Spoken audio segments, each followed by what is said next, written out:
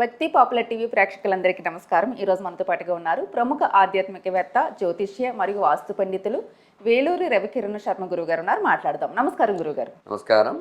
గురుగారు, అమావాస్య రాబోతుంది. 7, 8 అని కూడా అంటున్నారు. అయితే ఏ రోజు జరుపుకోవాలో చెప్పండి. అలాగే అమావాస్య రోజు ముఖ్యంగా ఏం చేసుకుంటే అందరికీ మంచి జరుగుతుంది, చేయకూడని పనులు కూడా ఏమైనా ఉంటే చెప్పండి. మనకి అమావాస్య ప్రమాణం ఏం చెప్పిందంటే సూర్యోదయానికి ఉన్న ప్రమాణము కొన్నిటికి ప్రమాణంగా చెప్తారు. అంటే సూర్యోదయానికి తిథి ఉంటే ఆ రోజే అమావాస్య తిథి అంటారు. అంటే కొన్ని పనులకి సూర్యోదయం ప్రమాణికంగా తీసుకుంటాం, కొన్ని పనులకి అపరాహ్న కాలం ప్రమాణం అంటే మధ్యాహ్నం 12 గంటల వేళ తిథి ప్రమాణంగా తీసుకుంటూ ఉంటాం. అమావాస్య అనేది ఏమిటంటే పితృదేవత ప్రీతికరమైన రోజు. అంటే చనిపోయిన పెద్దవారు ఎవరైతే ఉన్నారో, ఎందుకంటే పితృదోషాలు అవే అంటుతూ ఉంటాయి సహజంగానే. ఇప్పుడు పితృదేవతలు ఉన్నారు, వాళ్ళకి ఆ రోజు తద్దినం పెట్టాలి. ఆ రోజు గుర్తుపెట్టుకుని కనీసం బ్రాహ్మడికి స్వయం పాకం దక్షిణ అని పేర్చే 10 మందికి అన్నదానం చేయడం, ఇట్లాంటివన్నీ ఆచరించాలి.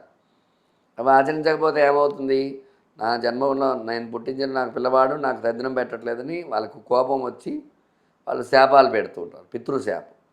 దానివల్ల ఏమవుతుంది, వంశవృద్ధి ఉండదు. పితృశాపాలు తగిలితే వంశం నిర్వంశం అయిపోతుంది. అంటే ఆడపిల్లలు పుట్టడము, తర్వాత పిల్లలు లేకుండా ఉండటము, ఆ ఇంట్లో వంశం సంతానం అనేది ఉండదు పితృశాపాలు తగిలితే. అందువల్ల ఆ పితృ అమావాస్య అని మనం చాలా విశేషంగా చేస్తూ ఉంటారు చాలామంది. అట్లాగే అమావాస్య అంటేనే పితృదేవత ప్రీతికరమైన రోజు. అటువంటిది ఈ క్రోధినామ సంవత్సరం కొత్త సంవత్సరంలో వచ్చేటువంటి మొట్టమొదటి అమావాస్య చైత్ర బహుళ అమావాస్య. అది మనకి 7వ తారీఖు మధ్యాహ్నం 11 గంటలు దాటిన తర్వాత వస్తాం. అందువల్ల అమావాస్య తిథి ప్రమాణంగా పెద్దవారి పేరు మీద స్వయంభాగాలు, తర్పణలు, అట్లాగే దాన ధర్మాలు, కర్మలు ఆచరించడము, ఇట్లాంటివన్నీ చేసేవారు ఎవరైతే ఉన్నారో. అలాగే అమావాస్యకి ప్రతి అమావాస్య కూడా ఎవరైనా అన్నదానాలు చేస్తూ ఉంటారు పెద్దవారి పేరు మీద. అట్లా అన్నదానాలు చేసేవారు వాళ్ళందరికీ ప్రమాణంగా 7వ తారీఖు ప్రమాణం తీసుకోవాలి. 7వ తారీఖు ప్రమాణంగా తీసుకుని ఆ 7వ తారీఖున 11 గంటలకి అపరాహ్న కాలం అంటారు. 11 దగ్గర నుంచి 4 గంటల దాకా. ఈ 5 గంటల సమయంలో పితృదేవత ప్రీతికరంగా విశేషముగా హిరణ్య శ్రాద్ధం ఆచరించవచ్చు, పితృతర్పణాలు ఇవ్వచ్చు, స్వయంభాగ దానాలు ఇవ్వచ్చు, అన్నదానాది కర్మలు ఆచరించవచ్చు, దశదానాలు ఆచరించవచ్చు. ఇవన్నీ ఆచరించడం ద్వారా పితృదేవత అనుగ్రహం కలిగి వంశం అభివృద్ధి చెందుతుంది.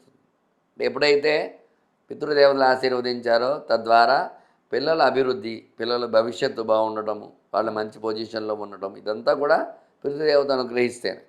వాళ్ళు అనుగ్రహించలేదనుకోండి ఆ ఇంట్లో అశుభాలు జరుగుతూ ఉంటాయి. అంటే అనుకున్న పనులు జరగకపోవటము, మీరు చెప్పినవన్నీ చేస్తే సరిపోతుంది, అవన్నీ ఆచరిస్తే సరిపోతుంది. వాళ్ళ పేరు అవును, వాళ్ళ పేరు చెప్పి పెద్దవాళ్ళు తండ్రి తాత ముత్తాతలు ఎవరైతే చనిపోయారో వాళ్ళు ఆ చనిపోయిన వారి పేర్లు గుర్తుపెట్టుకుని ఒకరికనే కాదు, అమావాస్య తిథి అనేసరికి పితృదేవతలు అంటే 32 వర్గాలు ఉన్నాయి.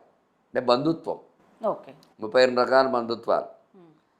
అంటే ఈ 32 రకాల బంధువుల్లో చనిపోయిన వారు ఎవరైతే ఉన్నారో వాళ్ళందరికీ కూడా తర్పణాలు ఇవ్వాలి ఖచ్చితంగా.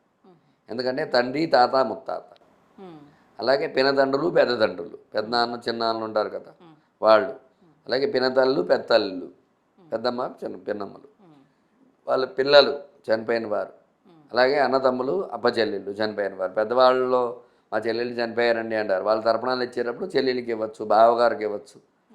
అట్లా మొత్తం వంశంలో చనిపోయిన వారు కొడుకులు కూతుర్లు, కొందరు ఏంటంటే తండ్రి ఉండగానే కొడుకు పోయిన వారు ఉన్నారు. కొన్ని దౌర్భాగ్య స్థితుల్లో కొన్ని వారికి అట్లా జరుగుతూ ఉంటాయి. గ్రహస్థితి అనుకూలంగా లేకపోయినా కొన్ని పరిస్థితులను బట్టి జరుగుతూ ఉంటాయి. ఎందుకంటే దైవ నిర్ణయం, దైవ లిఖితం మన చేతిలో ఉండదు. అందువల్ల ఎవరైతే చనిపోయారో వాళ్ళందరూ రుణం తీరాలి అంటే ఖచ్చితంగా వాళ్ళ పేరు చెప్పి నువ్వులు నీళ్ళు తర్పణ వదిలిపెట్టాలి అమావాస్యను. ఆ తర్పణ వదిలిపెట్టి స్వయంభాగ దానం ఇస్తే ఖచ్చితంగా పితృదేవత అనుగ్రహం కలుగుతుంది. నువ్వులు నీళ్ళు తర్పణ వదిలిపెట్టడం. అందువల్ల పితరం గోత్రం నామధేయం తర్పయామి అట్లా వస్తుందన్నమాట. అంటే పితరం అంటే తండ్రి అని, గోత్రం వాళ్ళ గోత్రం, నామధేయం అంటే పేరు, రూపం వసురూపం, రుద్రరూపం, ఆదిత్య రూపం, 3 రూపాలుగా ఉంటాయి. ఇవాళ మొట్టమొదటి రూపం వసురూపం తర్పయామి, లేదా ప్రథమ రూపం తర్పయామి, అలా 3 సార్లు వస్తూ ఉంటుంది. అట్లా తర్పణాలు అవి వదిలిపెట్టడం ద్వారా పితృదేవతల అనుగ్రహం కలుగుతుంది. ఓకే. అలాగే ఈ 8వ తారీఖు ఉదయం సూర్యోదయానికి అమావాస్య తిథి ఉంది. మరి ఆ రోజున మరి ఏం చేయాలి అంటే, ఆ రోజున సాయంత్రం వరకు ఉండి సాయంత్రం సమయంలో ఆ, దృష్టి దోషాలు, నరదృష్టి, నరఘోష అలాంటివన్నీ ఉండేవారు సహజంగా ఈ రోజులు ఎక్కువగా ఉంది. ఎందువల్లంటే ముందు మనకు లేదు అని బాధపడరు, వాడికి ఉందని బాధపడతారు. అవును. జనాల నైజం అలా ఉంది. అందువల్ల ఓర్వలేనితనం ఎక్కువ దానివల్ల ఏమవుతుందంటే దృష్టి దోషాలు తగులుతాయి. అవును. అటువంటి వాళ్ళందరూ కూడా చక్కగా ఎర్రగుమ్మడికాయ తీసుకుని ఎర్రగుమ్మడికాయలో వసంత నీరు పోసి అందులో ఒక 11 ఏ రూపాయలు నెల గురుగారు? వసంతం నీరు. ఓకే. వసంతం అంటే సున్నము పసుపు వేస్తే వసంత నీరు. ఆ నీరు వేసి 11 రూపాయల దక్షిణ అందులో వేసి దానిపైన చక్కగా కర్పూరం ముద్ద పెట్టి మన ఇంటికి దిష్టి తీసి ఇంటి గుమ్మం ముందు బయట కొట్టేసేసి ఆ చెక్కలు అటు ఇటుగా పడవేసేసి కాళ్ళు చేతులు కడుక్కొని కళ్ళు తుడుచుకుంటే ఆ యొక్క దృష్టి దోషాలవి తొలగిపోతాయి అమావాస్య నాడు. అట్లాగే నిమ్మకాయకి కూడా కోసి నిమ్మకాయ చెక్కలు పసుపు మధ్య గుమ్మాల దగ్గర పెట్టుకోవడం ఆ రోజు చాలా విశేషం. 8వ తారీఖు సాయంత్రం సమయంలో సాయంత్రం సమయంలో అంటే అమావాస్య రోజు సాయంత్రం. ఓకే. అంటే సూర్యోదయానికి ఉన్న తిథి ప్రమాణంగానే మనకు ప్రమాణం. అవును. ఈ పితృదేవతలకు వాళ్ళకేమో ముందు రోజు ప్రమాణంగా తీసుకోవాలి. ఓకే. ఒకవేళ ఆ సమయానికి తిథి అమావాస్య తిథి ఉండట్లేదు కదా అంటే సూర్యోదయ ప్రమాణం ఉంది కాబట్టి ఆ రోజల్లా తిథి అమావాస్య లెక్కే మనకి. ఓకే. అందువల్ల ఆ 8వ తారీఖు అలా చేసుకోవచ్చు, లేదు మేము 7వ తారీఖే చేసుకుంటామన్నా చేసుకోవచ్చు, తప్పేమీ లేదు. 7 సాయంత్రం అమావాస్య తిథి ఉన్న సమయంలో కూడా దిష్టి దోషాల కోసమే కాబట్టి 7 సాయంత్రమైనా ఆ యొక్క గుమ్మడికాయ దిష్టి తీసుకుని కొట్టుకున్నా దానికి ఏం దోషం ఉండదు. ఓకే. ఇవన్నీ చేసుకోవటం ద్వారా ఈ యొక్క నరదృష్టి, నరఘోష ఇవన్నీ తొలగిపోతాయి.